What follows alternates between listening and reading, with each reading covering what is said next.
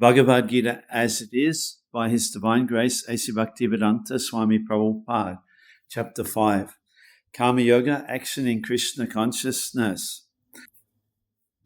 Arjuna Uvacha Sanyasam Kamanam Krishna Punajogam Chashamshasi Yatraya Itayo Ikam Tanme Bruhi Sunischitam. Arjuna said, O Krishna, first of all, you ask me to renounce work, and then again you recommend work with devotion. Now will you kindly tell me definitely which of the two is more beneficial? In this 5th chapter of the Bhagavad-gita, the Lord says that work in devotional service is better than dry mental speculation. Devotional service is easier than the later because, being transcendental in nature, it frees one from reaction.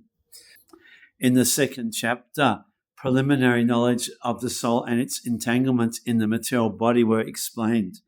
How to get out of this material engagement by Buddha yoga or devotional service was also explained therein. In the 3rd chapter, it was explained that a person who is situated on the platform of knowledge no longer has any duties to perform.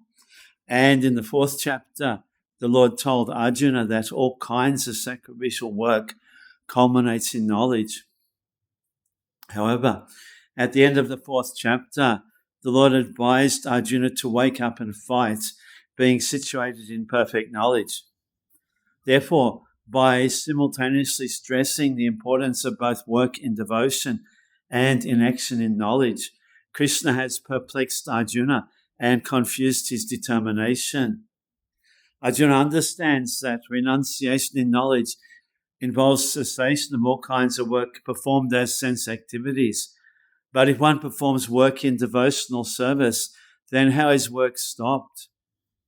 In other words, he thinks that sannyasam, or renunciation in knowledge, should be altogether free from all kinds of activity, because work and renunciation appear to him to be incompatible.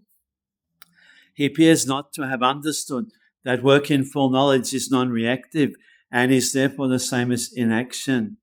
He inquires, therefore, whether he should cease work altogether or work with full knowledge. Sri Bhagavan Uvacha Sanyasaha Kama Yogascha Nishreyasa Karu Ubo Tayostu Kama Sanyasat Kama Yoga Vishishite. The Blessed Lord said, the renunciation of work and work in devotion are both good for liberation, but of the two, work in devotional service is better than renunciation of works. Fruit of activities seeking sense gratification are cause for material bondage. As long as one is engaged in activities aimed at improving the standard of bodily comfort, one is sure to transmigrate to different types of bodies, thereby continuing material bondage perpetually. Srimad Bhagavatam confirms this as follows. Nunam paramataha krute vikarma yadindriya pritaya apnoti na sarumanya yata atmanoyam asanapi kleshada asadeha prabhavastabada bodhajato yavan jigyasata atmatatvam Yabat kriyastabadidam manovai kamatmakam yena sharira bandha Ivam manaha kama vasham prayunkte abhijayat mani upadhiyamane pritana yavan mai vasudebe namuchate dehajogena tabat. People are mad after sense gratification, and they do not know that this present body, which is full of miseries, is a result of one's fruitive activities in the past. Although this body is temporary, it is always giving one trouble in many ways. Therefore, to act for sense gratification is not good. One is considered to be a failure in life as long as he makes no inquiry about the nature of work for fruitive results. For as long as one is engrossed in the consciousness of sense gratification, one has to transmigrate from one body to another. Although the mind may be engrossed in fruitive activities and influenced by ignorance, one must develop a love for devotional service to Vasudeva. Only then can one have the opportunity to get out of the bondage of material existence. Therefore, gyan, or knowledge that one is not this material body, but spirit soul, is not sufficient for liberation. One has to act in the status of spirit soul. Otherwise, there is no escape from material bondage. Action in Krishna consciousness is not, however, action on the fruitive platform. Activities performed in full knowledge strengthen one's advancement in real knowledge. Without Krishna consciousness, mere renunciation of fruitive activities does not actually purify the heart of a conditioned soul. As long as the heart is not purified, one has to work on the fruitive platform. But action in Krishna consciousness automatically helps one escape the result of fruitive action, so that one need not descend to the material platform. Therefore, action in Krishna consciousness is always superior to renunciation, which always entails a risk of falling. Renunciation without Krishna consciousness is incomplete, as is confirmed by Srila Rupa Goswami in his Bhakti Rasamrita Sindhu. Prapankikataya buddhya harisambhani vastunaha mumukshabi parityago vairagyam plagukatayate. Renunciation by persons eager to achieve liberation of things which are related to the Supreme Personality of Godhead, though they are material, is called incomplete renunciation. Renunciation is complete when it is in the knowledge that everything in existence belongs to the Lord and that no one should claim proprietorship over anything. One should understand that factually nothing belongs to anyone. Then where is the question of renunciation? One who knows that everything is Krishna's property is always situated in renunciation. Since everything belongs to Krishna, everything should be employed in the service of Krishna.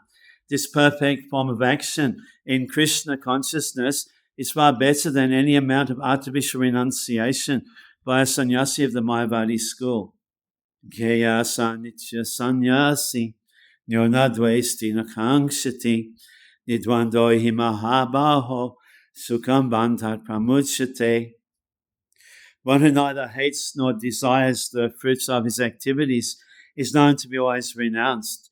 Such a person, liberated from all dualities, easily overcomes material bondage and is completely liberated. O mighty armed Arjuna. One who is fully in Krishna consciousness is always a renouncer because he feels neither hatred nor desire for the results of his actions. Such a renouncer, dedicated to the transcendental loving service of the Lord, is fully qualified in knowledge because he knows his constitutional position in his relationship with Krishna. He knows fully well that Krishna is the whole and that he is part and parcel of Krishna. Such knowledge is perfect because it is qualitatively and quantitatively correct. The concept of oneness with Krishna is incorrect because the part cannot be equal to the whole. Knowledge that one is one in quality yet different in quantity is correct transcendental knowledge, leading one to become full in himself, having nothing to aspire to nor lament over. There is no duality in his mind because whatever he does for Krishna. Being thus freed from the platform of dualities, he is liberated even in this material world. Sankhya yoga pritag balaha prabhadanti na panditaha ikamapyastitaha samyag ubhayo vindate palam. Only the ignorant speak of karma yoga and devotional service as being different from the analytical study of the material world, Sankhya. Those who actually learn it say that he who applies himself well to one of these paths achieves the results of both. The aim of the analytical study of the material world is to find out the soul of existence. The soul of the material world is Vishnu, or the Supersoul. Devotional service to the Lord entails service to the Supersoul. One process is to find the root of the tree and the next to water the root. The real student of Sankhya philosophy finds the root of the material world, Vishnu, and then in perfect knowledge engages himself in the service of the Lord. Therefore, in essence, there is no difference between the two, because the aim of both is Vishnu. Those who do not know the ultimate end say that the purposes of Sankhya and Karma Yoga are not the same. But one who is learned knows the unifying aim in these different processes. Yat Sankhya prapyate stanam tad yogya apigamyate ikam sankyam cha yogam cha yapasyanti sapasyati. One who knows that the position reached by means of renunciation can also be attained by works in devotional service, and who therefore sees that the path of works and the path of renunciation are one, sees things as they are. The real purpose of philosophical research is to find the ultimate goal of life. Since the ultimate goal of life is self-realization, there is no difference between the conclusions reached by the two processes.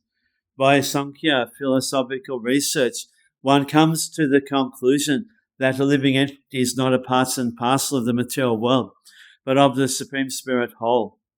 Consequently, the spirit soul has nothing to do with the material world. His actions must be in some relation with the Supreme. When he acts in Krishna consciousness, he's actually in his constitutional position. In the first process of Sankhya, one has to become detached from matter, and in the devotional yoga process, one has to attach himself to the work of Krishna. Actually, both processes are the same, although superficially one process appears to involve detachment and the other process appears to involve attachment. However, detachment from matter and attachment to Krishna are one and the same. One who can see this sees things as they are. Sannyasas mahabaho dukam aptama yogataha yoga jukto muni brahma natyanadhigachati. Unless one is engaged in the devotional service of the Lord, mere renunciation of activities cannot make one happy. The sages, purified by works of devotion, achieve the Supreme without delay. There are two classes of sannyasis, or persons in the renounced order of life. The Mayavadi sannyasis are engaged in the study of Sankhya philosophy, whereas the Vaishnava sannyasis are engaged in the study of Bhagavatam philosophy, which affords the proper commentary on the Vedanta Sutras. The Mayavadi sannyasis also study the Vedanta Sutras, but use their own commentary, called Charikya Bhashya, written by Shankaracharya. The students of the Bhagavat school are engaged in devotional service of the Lord, according to Pancharatriki regulations, and therefore the Vaishnava sannyasis have multiple engagements in the transcendental service of the Lord. The Vaishnava sannyasis have nothing to do with material activities, and yet they perform various activities in their devotional service to the Lord. But the Mayavadi sannyasis, engaged in studies of Sankhya and Vedanta and speculation, cannot relish transcendental service of the Lord. Because their studies become very tedious, they sometimes become tired of Brahman speculation, and thus they take shelter of the Bhagavatam without proper understanding. Consequently, their study of the Srimad Bhagavatam becomes troublesome. Dry speculations and impersonal interpretations by artificial means are all useless for the Mayavadi sannyasis. The Vaishnava sannyasis who are engaged in devotional service are happy in the discharge of their transcendental duties, and they have the guarantee of ultimate entrance into the kingdom of God. The Mayavadi sannyasis sometimes fall down from the path of self-realization and again enter into material activities of a philanthropic and altruistic nature, which are nothing but material engagements. Therefore, the conclusion is that those who are engaged in Krishna consciousness are better situated than the sannyasis engaged in simple Brahman speculation, although they too come to Krishna consciousness after many births. Yoga yukta vishuddhatma vijitatma jitendriyaha sabhabhutatma bhutatma kubanapina lipyate. One who works in devotion, who is a pure soul, and who controls his mind and senses, is dear to everyone, and everyone is dear to him. Though always working, such a man is never entangled. One who is on the path of liberation by Krishna consciousness is very dear to every living being, and every living being is dear to him. This is due to his Krishna consciousness. Such a person cannot think of any living being as separate from Krishna, just as the leaves and branches of a tree are not separate from the tree. He knows very well that by pouring water on the root of the tree, the water will be distributed to all the leaves and branches, or by supplying food to the stomach, the energy is automatically distributed throughout the body. Because one who works in Krishna consciousness is servant to all. He is very dear to everyone. And because everyone is satisfied by his work, he is in pure consciousness. Because he is pure in consciousness, his mind is completely controlled. And because his mind is controlled, his senses are also controlled. Because his mind is always fixed on Krishna, there is no chance of his being deviated from Krishna, nor is there a chance that he will engage his senses in matters other than the service of the Lord. He does not like to hear anything except topics relating to Krishna. He does not like to eat anything which is not offered to Krishna, and he does not wish to go anywhere if Krishna is not involved. Therefore, his senses are controlled. A man of controlled senses cannot be offensive to anyone. One may ask, why then was Arjuna offensive in battle to others? Wasn't he in Krishna consciousness? Arjuna was only superficially offensive because, as has already been explained in the second chapter, all the assembled persons on the battlefield would continue to live individually as the soul cannot be slain. So spiritually, no one was killed on the battlefield of Kurukshetra. Only their dresses were changed by the order of Krishna, who was personally present. Therefore, Arjuna, while fighting on the battlefield of Kurukshetra, was not really fighting at all. He was simply carrying out the orders of Krishna in full Krishna consciousness. Such a person is never entangled in the reactions of work.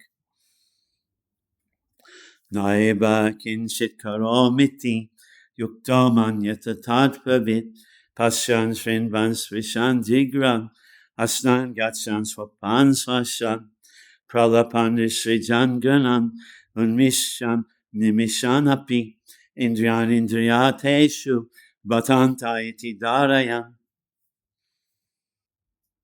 A person in the divine consciousness, although engaged in seeing, hearing, touching, smelling, eating, moving about, sleeping, and breathing, always knows within himself that he actually does nothing at all. Because while speaking, evacuating, receiving, opening or closing his eyes, he always knows that only the material senses are engaged with their objects and that he is aloof from them. A person in Krishna consciousness is pure in his existence and consequently has nothing to do with any work which depends on 5 immediate and remote causes: the doer, the work, the situation, the endeavor, and fortune. This is because he is engaged in the loving transcendental service of Krishna. Although he appears to be acting with his body and senses, he is always conscious of his actual position, which is spiritual engagement. In material consciousness, the senses are engaged in sense gratification, but in Krishna consciousness, the senses are engaged in the satisfaction of Krishna's senses. Therefore, the Krishna conscious person is always free, even though he appears to be engaged in things of the senses. Activities such as seeing, hearing, speaking, evacuating, etc., are actions of the senses meant for work. A Krishna conscious person is never affected by the actions of the senses. He cannot perform any act except in the service of the Lord, because he knows that he is the eternal servitor of the Lord. Brahmaniyad haya kamani sangam tvaktva karotija lipyatena sapapena padma patrami vambasa.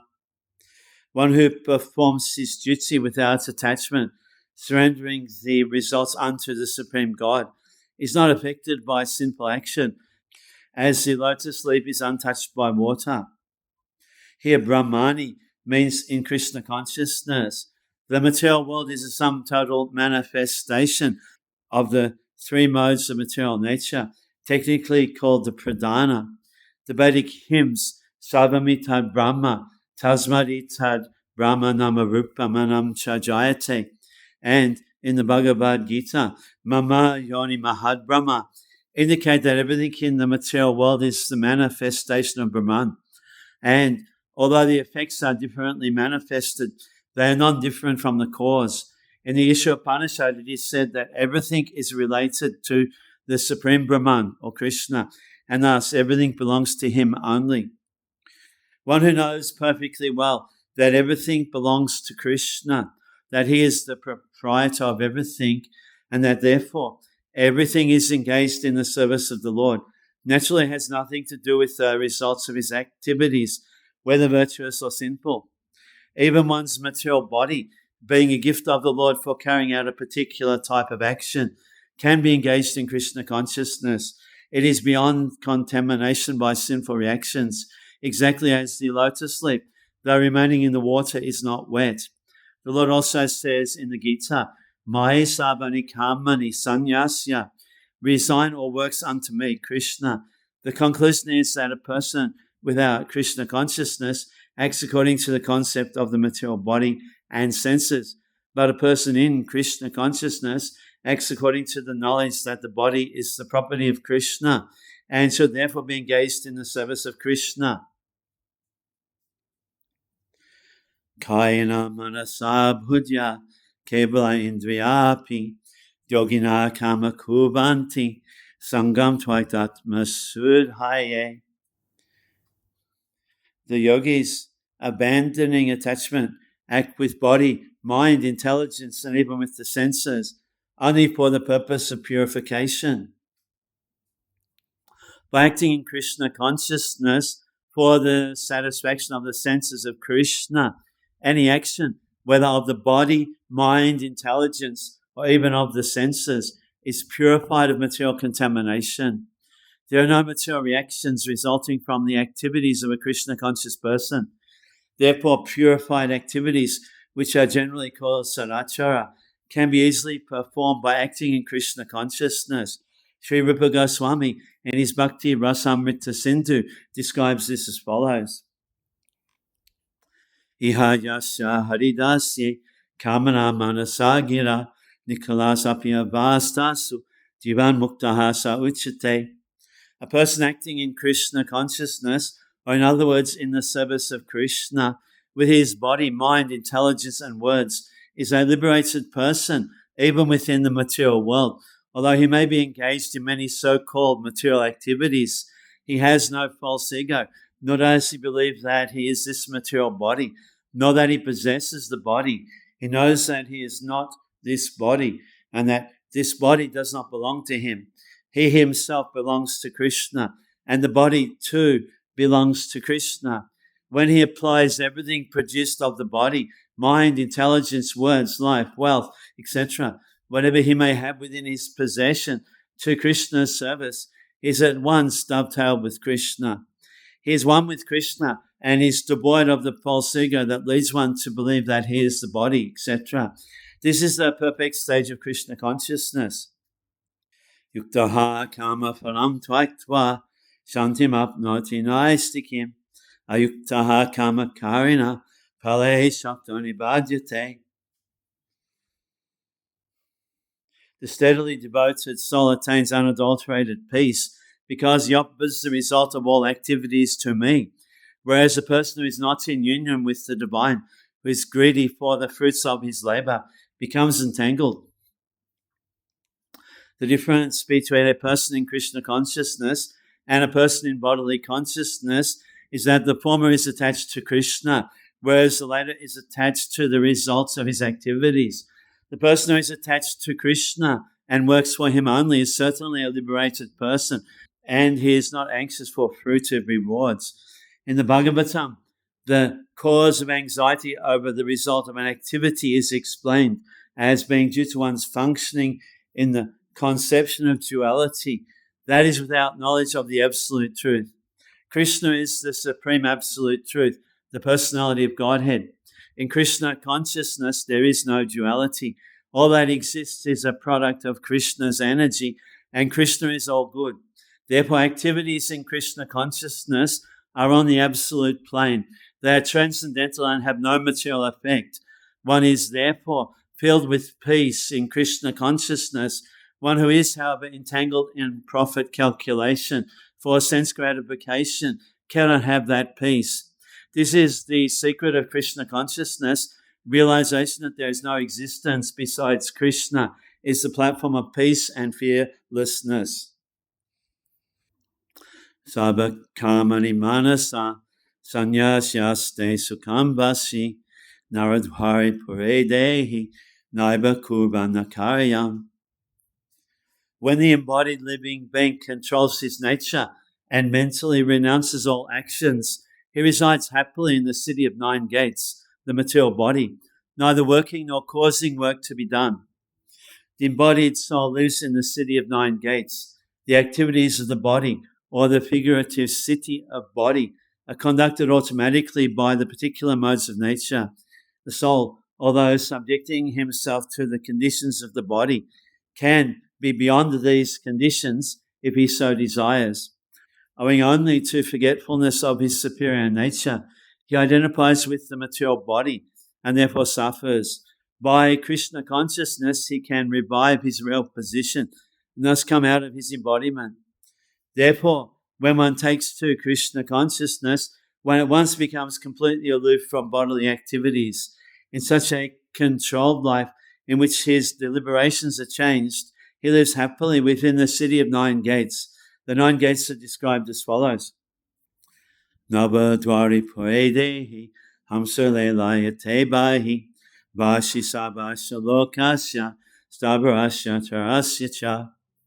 The Supreme Personality of Godhead, who is living within the body of a living entity, is the controller of all living entities all over the universe. The body consists of 9 gates, 2 eyes, 2 nostrils, 2 ears, 1 mouth, the anus and the genital. The living entity, in his conditioned stage, identifies himself with the body. But when he identifies himself with the Lord within himself, he becomes just as free as the Lord, even while in the body. Therefore, a Krishna-conscious person is free from both the outer and inner activities of the material body. Nakatrit vamna kamani lokashashijati prabhu nakama pala samyogam swabhavastu pravartate. The embodied spirit, master of the city of his body, does not create activities, nor does he induce people to act, nor does he create the fruits of action. All this is enacted by the modes of material nature. The living entity, as will be explained in the 7th chapter, is one in nature with the Supreme Lord, distinguished from matter, which is another nature called inferior of the Lord. Somehow the superior nature, the living entity, has been in contact with material nature since time immemorial. The temporary body or material dwelling place which he obtains is the cause of varieties of activities and their resultant reactions. Living in such a conditional atmosphere, one suffers the results of the activities of the body by identifying himself in ignorance with the body.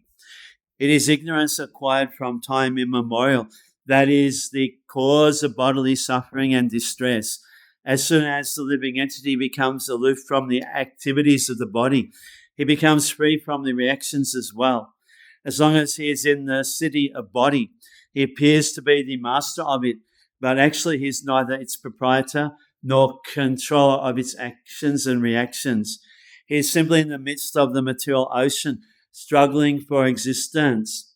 The waves of the ocean are tossing him, and he has no control over them. His best solution is to get out of the water by transcendental Krishna consciousness. That alone will save him from all turmoil. Nadate kasyachit papam nachaiva sukritam vibho Ajnanavritam jnanam tena muyanti jantabaha. Nor does the Supreme Spirit assume anyone's sinful or pious activities. Embodied beings, however, are bewildered because of the ignorance which covers their real knowledge.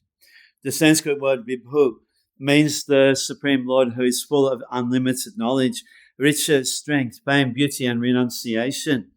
He is always satisfied in himself, undisturbed by sinful or pious activities. He does not create a particular situation for any living entity, but the living entity, bewildered by ignorance, desires to be put into certain conditions of life, and thereby his chain of action and reaction begins. A living entity is by superior nature full of knowledge. Nevertheless, he is prone to be influenced by ignorance due to his limited power. The Lord is omnipotent, but the living entity is not. The Lord is vibhu, or omniscient, but the living entity is anu, or atomic. Because he is a living soul, he has the capacity to desire by his free will. Such desire is fulfilled only by the omnipotent Lord. And so, when the living entity is bewildered in his desires, the Lord allows him to fulfill those desires. But the Lord is never responsible for the actions and reactions of the particular situation which may be desired. Being in a bewildered condition, therefore, the embodied soul identifies himself with the circumstantial material body and becomes subjected to the temporary misery and happiness of life. The Lord is the constant companion of the living entity as Paramatma, or the Supersoul, and therefore he can understand the desires of the individual soul as one can smell the flavor of a flower by being near it. Desire is a subtle form of conditioning of the living entity. The Lord fulfills his desire as he deserves. Man proposes and God disposes. The individual is not, therefore, omnipotent in fulfilling his desires. The Lord, however, can fulfill all desires, and the Lord, being neutral to everyone, does not interfere with the desires of the minute independent living entities. However, when one desires Krishna, the Lord takes special care and encourages one to desire in such a way that one can attain to him and be eternally happy. The Vedic hymn therefore declares, Isho hi iba saru kamakayati tam yama biolokebya uninishate. Isho iba saru kamakayati yamadho ninishate. Agyo jantuya nishoyam atmanaha sukadukayo ishwar pranito gachet swagam vashvabharam ibacha. The Lord engages the living entity in pious activities so he may be elevated. The Lord engages him in impious activities so he may go to hell. The living entity is completely dependent in his distress and happiness. By the will of the Supreme, he can go to heaven or hell, as a cloud is driven by the air. Therefore, the embodied soul, by his immemorial desire to avoid Krishna consciousness, causes his own bewilderment. Consequently, although he is constitutionally eternal, blissful, and cognition, due to the littleness of his existence, he forgets his constitutional position of service to the Lord and is thus entrapped by nescience. And under the spell of ignorance, the living entity claims that the Lord is responsible for his conditional existence. The Vedanta Sutras also confirm this. Vaishamya nigranye nasapekshat bhat tatahi dashayati. The Lord neither hates nor likes anyone, though he appears to. Jnanena tu taragyanam yesham nashitam atmanaha tesham aditya bhajgyanam prakashyati tatparam. When, however, one is enlightened with knowledge by which nescience is destroyed, then his knowledge reveals everything, as the sun lights up everything in the daytime. Those who have forgotten Krishna must certainly be bewildered, but those who are in Krishna consciousness are not bewildered at all. It is stated in the Bhagavad-gita, Sabam Jnana Palevena, Jnanagni Sabakarmani, and Nahi Jnanina Sadrisham. Knowledge is always highly esteemed. And what is that knowledge? Perfect knowledge is achieved when one surrenders unto Krishna. As it is said in the 7th chapter, 19th verse, Bahunam Jamanamante, Ganavan Mam Prabhajante. After passing through many, many births, when one perfect in knowledge surrenders unto Krishna, or when one attains Krishna consciousness, then everything is revealed to him, as the sun reveals everything in the daytime.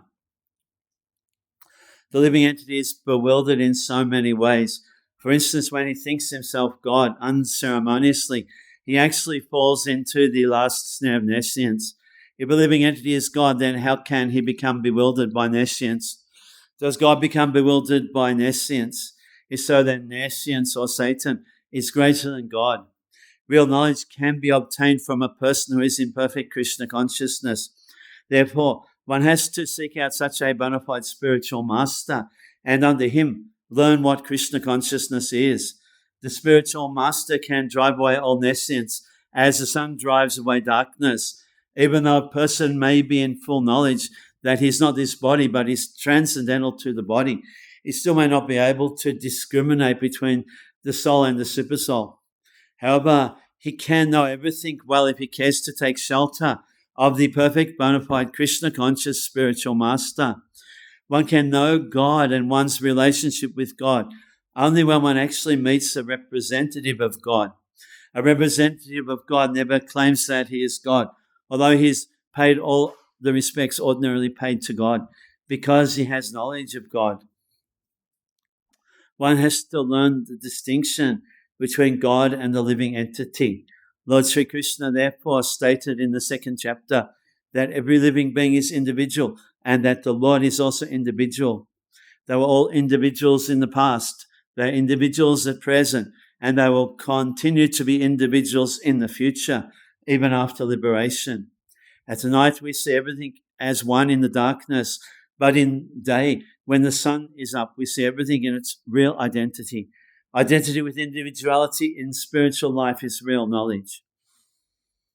Tad buddhayas taratmanas tan nishtas tat parayanaha gacchantya punah vrittim jnana nirhuta kalmasaha. When one's intelligence, mind, faith, and refuge are all fixed in the Supreme, then one becomes fully cleansed of misgivings through complete knowledge and thus proceeds straight on the path of liberation. The supreme transcendental truth is Lord Krishna. The whole Bhagavad-gita centers around the declaration of Krishna as the Supreme Personality of Godhead. That is the version of all Vedic literature. Paratattva means the Supreme Reality, who is understood by the knowers of the Supreme as Brahman, Paramatma, and Bhagavan. Bhagavan, or the Supreme Personality of Godhead, is the last word in the Absolute. There's nothing more than that. The Lord says, Matata parataram nanyat, kinchid asti dhananjaya. Impersonal Brahman is also supported by Krishna. Brahmano hi pratistaham. Therefore, in all ways, Krishna is the Supreme Reality, one whose mind, intelligence, faith, and refuge are always in Krishna.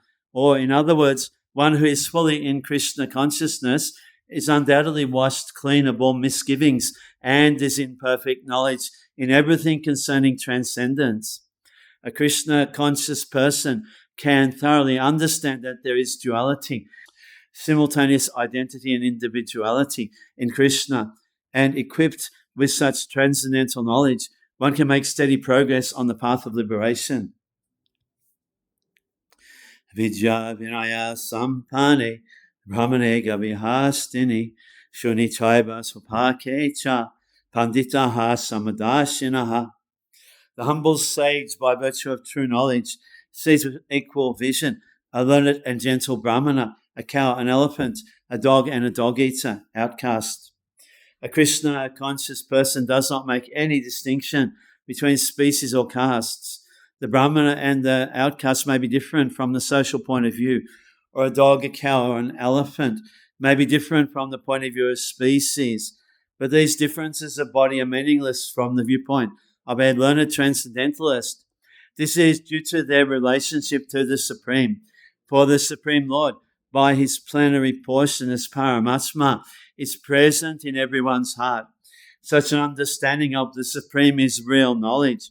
As far as the bodies are concerned, in different castes or different species of life, the Lord is equally kind to everyone because he treats every living being as a friend and yet maintains himself as Paramatma regardless of the circumstances of the living entities. The Lord as Paramatma is present both in the outcast and in the Brahmana, although the body of a Brahmana and that of an outcast are not the same.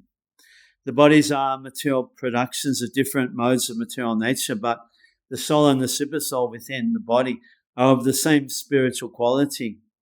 The similarity in the quality of the soul and the supersoul, however, does not make them equal in quantity, for the individual soul is present only in that particular body, whereas the Paramatma is present in each and every body. A Krishna conscious person has full knowledge of this, and therefore he is truly learned and has equal vision. The similar characteristics of the soul and supersoul are that they are both conscious, eternal, and blissful. But the difference is that the individual soul is conscious within a limited jurisdiction of the body, whereas the supersoul is conscious of all bodies. The supersoul is present in all bodies without distinction. Ihaibatai chittaha sago, yesham samyestihitam manaha, nidosham hi samam brahma, tasma brahmani te stitaha. Those whose minds are established in sameness and equanimity have already conquered the conditions of birth and death. They are flawless like Brahman, and thus they are already situated in Brahman.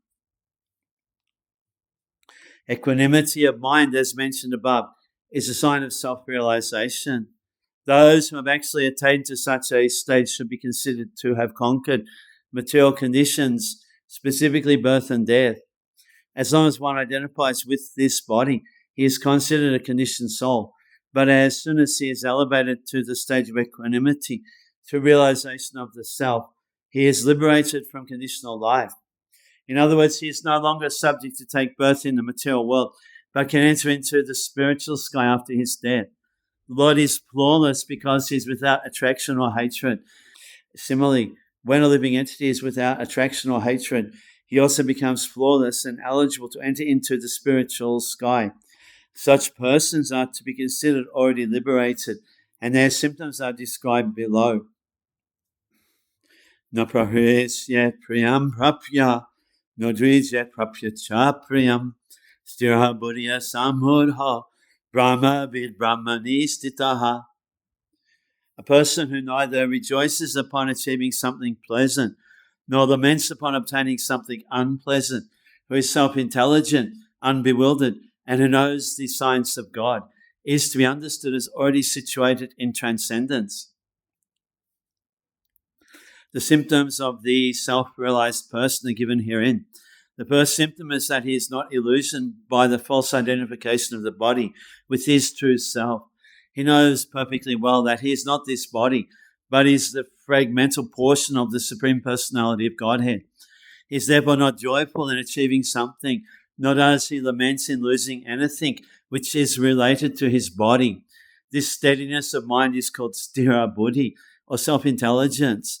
He is therefore never bewildered by mistaking the gross body for the soul, nor does he accept the body as permanent and disregard the existence of the soul. This knowledge elevates him to the station of knowing the complete science of the absolute truth, namely Brahman, Paramatma, and Bhagavan. He thus knows his constitutional position perfectly well, without falsely trying to become one with the Supreme in all respects.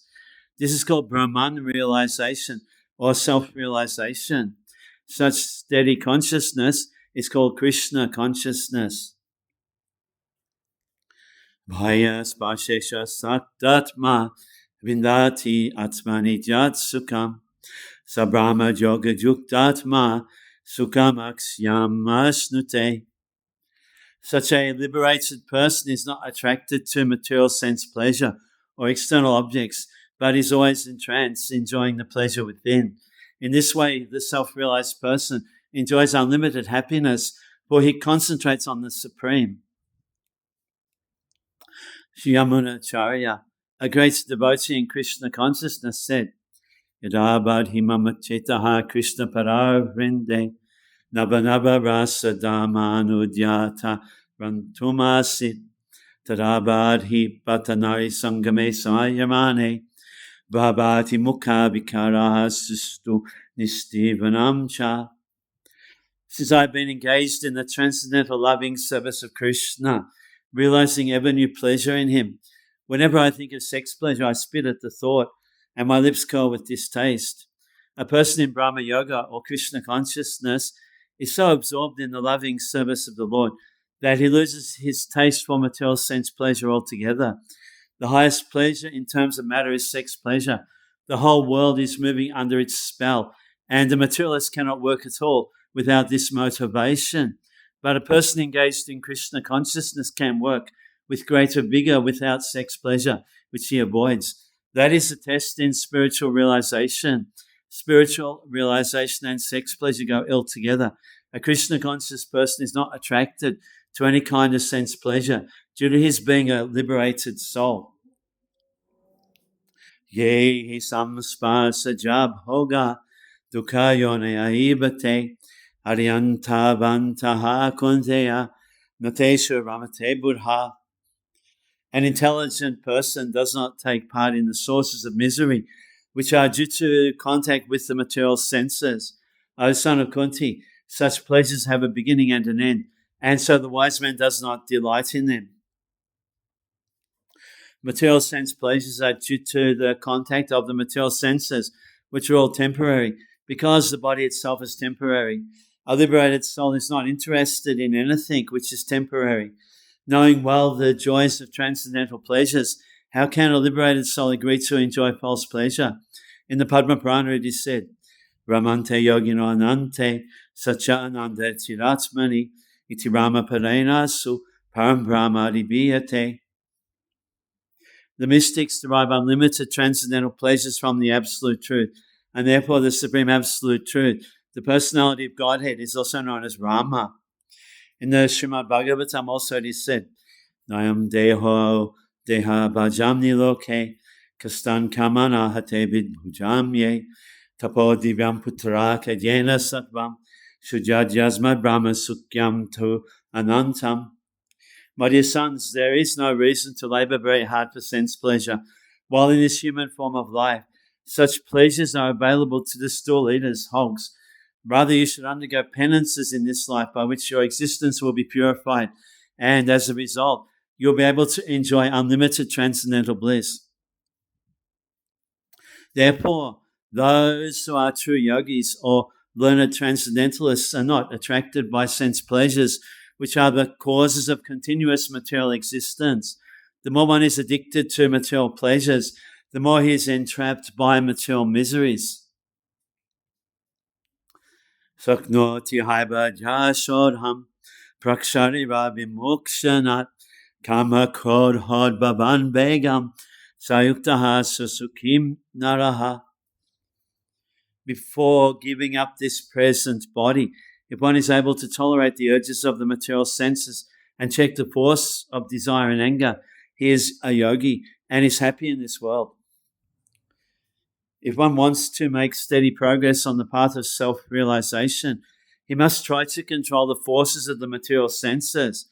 They are the forces of talk, forces of anger, forces of mind, forces of the stomach, forces of the genitals, and forces of the tongue.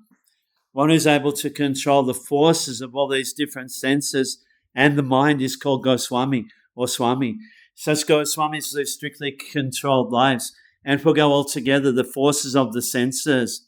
Material desires, when unsatiated, generate anger, and thus the mind, eyes, and chest become agitated. Therefore, one must practice to control them before one gives up this material body. One who can do this is understood to be self-realized and is thus happy in the state of self-realization. It is the duty of the transcendentalist to try strenuously to control desire and anger. Yontaha sukantaramas tatanta jyoti bhaja sajogi brahma nirbanam brahma bhuta adhigachati. One whose happiness is within, who is active within, who rejoices within, and is illumined within, is actually the perfect mystic. He is liberated in the Supreme, and ultimately he attains the Supreme.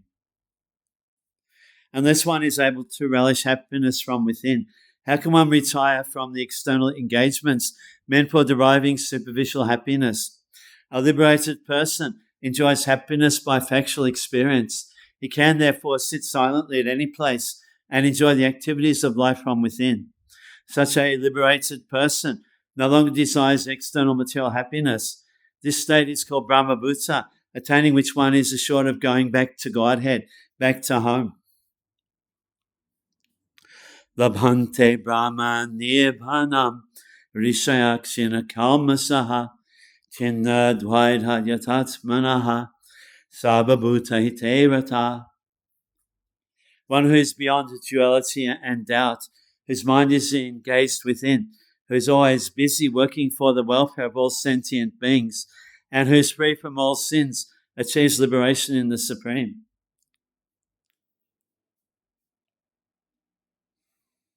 Only a person who is fully in Krishna consciousness can be said to be engaged in welfare work for all living entities. When a person is actually in the knowledge that Krishna is the fountainhead of everything, then when he acts in that spirit, he acts for everyone. The sufferings of humanity are due to forgetfulness of Krishna as the supreme enjoyer, the supreme proprietor, and the supreme friend. Therefore, to act to revive this consciousness within the entire human society is the highest welfare work. One cannot be engaged in first-class welfare work without being liberated in the Supreme. A Krishna-conscious person has no doubts about the supremacy of Krishna. He has no doubt because he is completely freed from all sins. This is a state of divine love. A person engaged only in ministering to the physical welfare of human society cannot factually help anyone. Temporary relief of the external body and the mind is not satisfactory. The real cause of one's difficulties in the hard struggle for life may be found in one's forgetfulness of his relationship with the Supreme Lord. When a man is fully conscious of his relationship with Krishna, he is actually a liberated soul, although he may be in the material tabernacle. Kama krodha vimuktanam yatinam yatatetasam abhito brahma nirvanam vartate viditatmanam. Those who are free from anger and all material desires, who are self-realized, self-disciplined, and constantly endeavoring for perfection, are assured of liberation in the Supreme in the very near future. Of the saintly persons who are constantly engaged in striving towards salvation, one who is in Krishna consciousness is the best of all. The Bhagavatam confirms this fact as follows. Yat parapankaja palasa vilasa bhaktya kamashayam gratitam ugratayanti santaha tadbhamna rikta matayo yatayo apivrudha Shatoganas tamaranam bhaja vasudevam. To strive to worship in devotional service Vasudeva, the Supreme Personality of Godhead. Even great sages are not able to control the forces of the senses as effectively as those who are engaged in transcendental bliss by serving the lotus feet of the Lord, uprooting the deep-grown desire for fruitive activities. In the conditioned soul, the desire to enjoy the fruitive results of work is so deep-rooted that it is very difficult even for the great sages to control such desires, despite great endeavors. A devotee of the Lord, constantly engaged in devotional service in Krishna consciousness, perfect in self-realization, very quickly attains liberation in the Supreme. Owing to his complete knowledge in self-realization, he always remains in trance. To cite an analogous example of this, Darshan Jnana Samsparsha Matsya Koma Vihangamaha Swanya Patnyai Pushnanti Tatahamapi Padmaja. By vision, by meditation, and by touch only do the fish, the tortoise, and the birds maintain their offspring. Similarly do I also, O Padmaja. The fish brings up its offspring simply by looking at them. The tortoise brings up its offspring simply by meditation.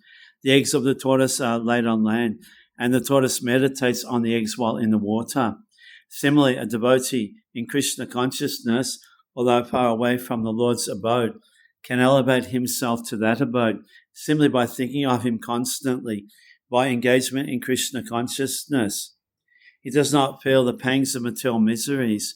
This state of life is called Brahma Nirvana, or the absence of material miseries due to being constantly immersed in the Supreme.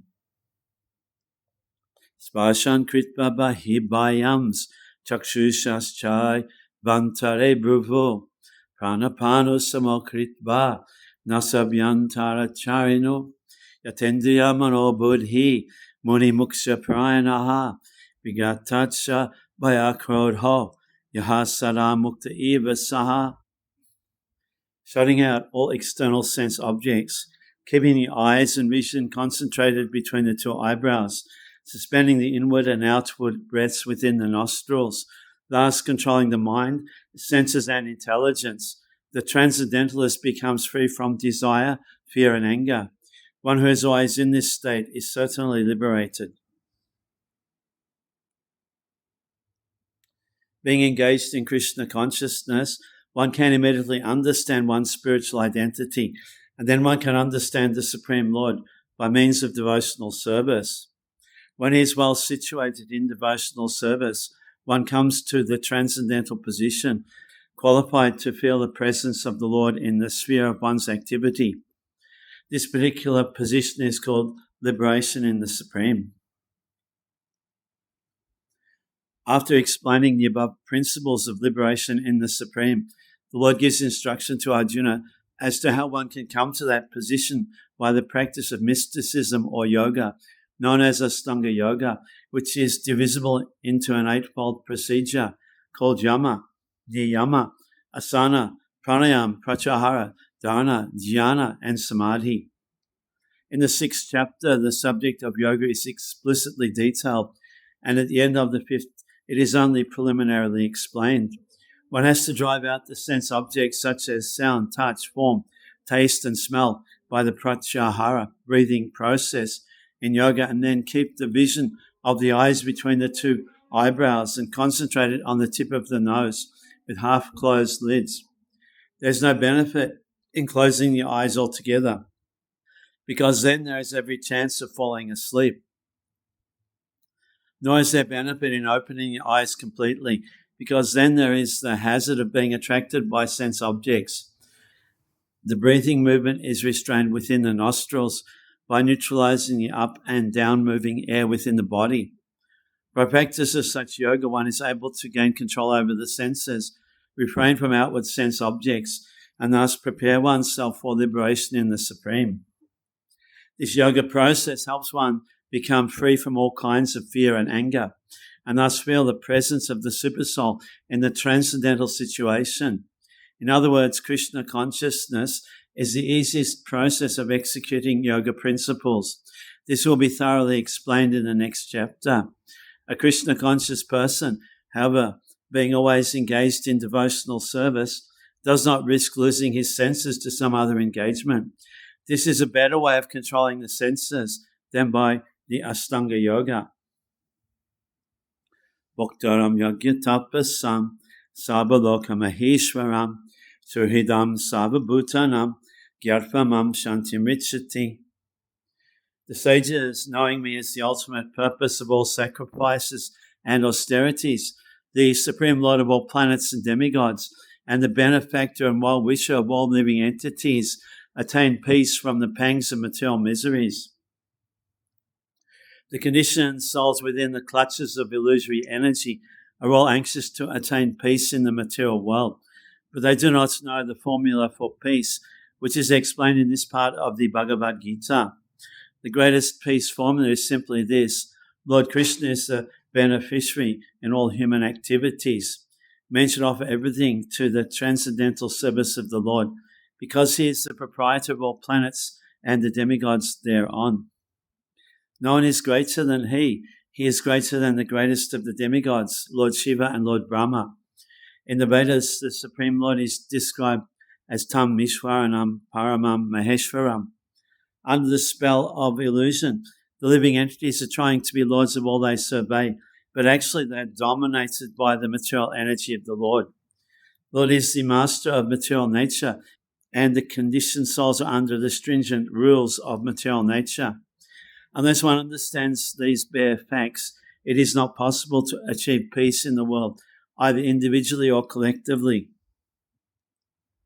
This is the sense of Krishna consciousness. Lord Krishna is the supreme predominator, and all living entities, including the great demigods, are his subordinates.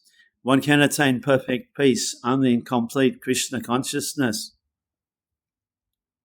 This 5th chapter is a practical explanation of Krishna consciousness, generally known as Karma Yoga. The question of mental speculation as to how Karma Yoga can give liberation is answered herewith.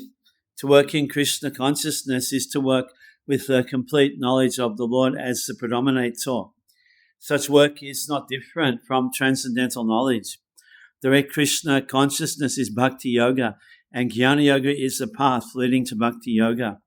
Krishna consciousness means to work in full knowledge of one's relationship with the Supreme Absolute, and the perfection of this consciousness is full knowledge of Krishna, or the Supreme Personality of Godhead.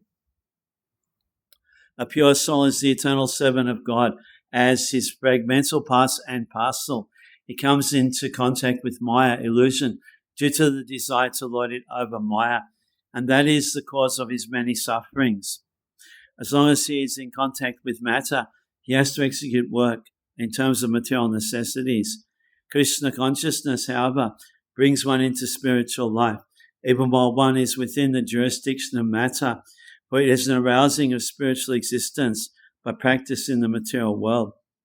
The more one is advanced, the more he is freed from the clutches of matter. The Lord is not partial toward anyone. Everything depends on one's practical performance of duties in an effort to control the senses and conquer the influence of desire and anger. And attaining Krishna consciousness by controlling the above-mentioned passions, one remains factually in the transcendental stage or Brahma Nirvana.